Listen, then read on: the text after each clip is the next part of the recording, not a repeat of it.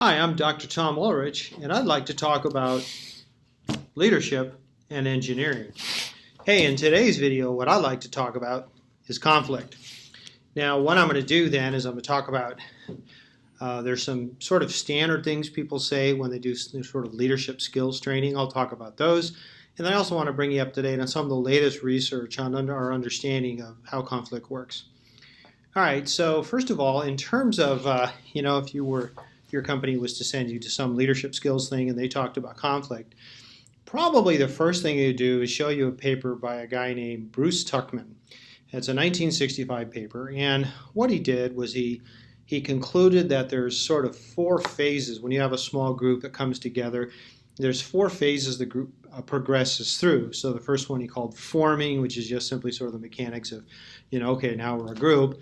And then storming, and the idea of storming is, okay, there's sort of all this conflict and learning to work together. And then there's norming, which is like learning to work together, and then performing. Now, Bruce Tuckman then worked with one of his students, Jensen, and I'm forgetting her first name. I think it might have been Kristen.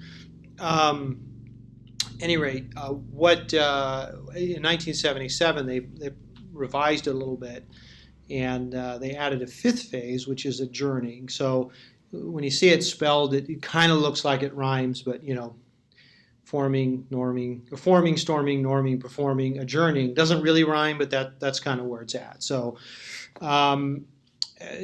that's helpful in understanding those things may happen. Now, the problem is a lot of corporate trainers misunderstand and they misinterpret what Tuckman said, and they start saying some really silly things like these things will happen or it's normal if they happen. And so they start talking like, the storming part where you get together is all this conflict. Like, oh, no, that's usual, expect it. Well, okay, that's ridiculous.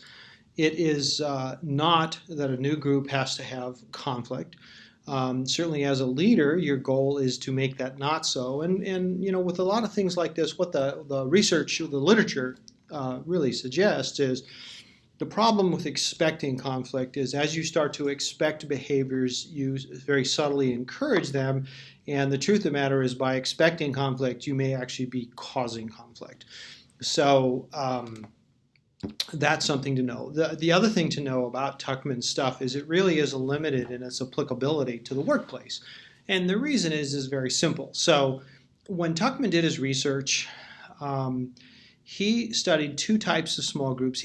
Most of his data was from two types. He had one or two samples from a few others. But most of his data was from either what's called a T group or a therapy group. And those are two separate things. T does not stand for therapy here. So a therapy group, you kind of know what that is. So that's like group therapy. So maybe you've got a chemical addiction and people decide that a helpful move would be to form a group of other people with the same addiction, and then you can get together and talk about your struggles. And I think that kind of therapy is very good. It's proven to be effective and so on.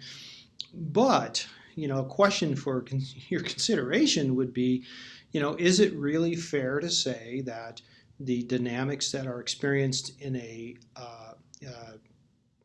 therapy group, where it's strangers who come together over some significant problem, that's the reason they're having the therapy, is that really typical of the workplace? And I would propose, probably not, hopefully not.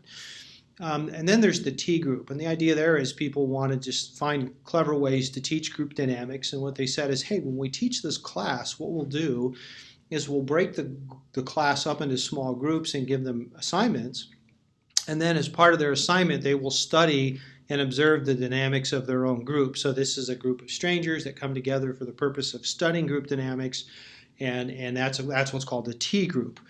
And again, is that really typical of the workplace? And I would argue no. And you can certainly understand why Tuckman and Jensen added adjourning. They say, well, if, the phases aren't complete, let's talk about adjourning.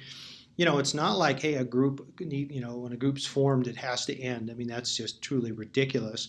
And certainly, if a well-managed group is, it's not going to be the case. Groups can work together for years without problem. At any rate, so that's the first thing is those. The next one is what you'll typically see is an air grid called the Kilman-Thomas grid, or sometimes, I think I call it the handling conflict model or whatever. But what you've got here is you've got two axes. You've got assertiveness and you've got cooperativeness. And then when you sort of put those together in the lower left, you've got avoiding. So what this is different ways people handle conflict. So the uncooperative and unassertive way is to just avoid the conflict. Just people are causing trouble, just don't come to the meeting, kind of thing.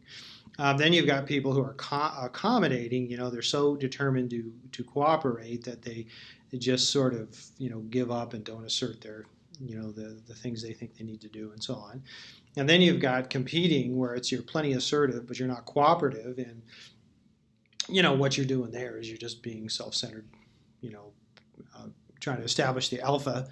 Compromise in the middle. The thing about compromising, sometimes it is what you have to do, but it kind of leaves a bad taste in everybody's mouth, because nobody really wins with compromising. It's just everybody avoids losing badly. And then collaborating the ideas, be assertive and be cooperative, and things work out much better. So that's the Kilman-Thomas model. And the value of that is you can use that to sort of think about your own style, and recognizing that, in some cases. So if there's some case like, there's been a terrorist attack in the city, and the brigade commander of the fire department shows up, and he's, barking out orders. I mean, that's not a time to be, assertive. That's a time to just say, like, okay, I will just simply do what he says. And there's difference. So it's not like one type is always appropriate. But I would say in the engineering workplace, most of the time the correct answer is collaboration. And usually, if you're not collaborating, it's a good time for introspection to ask, what's your part in making this not collaborative. At any rate, now in terms of the more recent research, there's been a couple developments. So in 1995, I mean, that's not that recent, but Jehn did some research, and what she did is she looked at the types of conflict. And so she had 105 work groups she looked at. And that's really important, because she was studying groups in the workplace as opposed to T groups and therapy groups. And she concluded that there seems to be two kinds of conflict, which she called task conflict and relationship conflict. And right there, that is a very helpful decision to make. If there's conflict, is it just that, Fred and Bobby just can't get along, or is there something else? So relationship conflict, we know what that is. People just don't seem to like each other. There's hostility. It seems to be very personal and all that. And on the other hand, task conflict is maybe you have two engineers working, and one thinks, I think we should use this algorithm, and the other says, well, I think it should be that algorithm. And there ends up being this discussion where each is representing their own view, and in Jehn's view, that would be also correctly called conflict, but be called task conflict. And what Jehn concludes is that relationship conflict is pretty much always bad, and she concludes that task conflict is pretty much always good, and would actually go as far as to say we really ought to, in a knowledge worker environment, probably even promote task conflict. Now, Elizabeth Mannix did a paper with Jehn in 2001, and they kind of revisited it. They did a longitudinal study for that. So they looked at groups, like the first study was what's called cross-sectional, and so that's like, on this day and time, give everybody a survey and watch the group or whatever, kind of a point in time.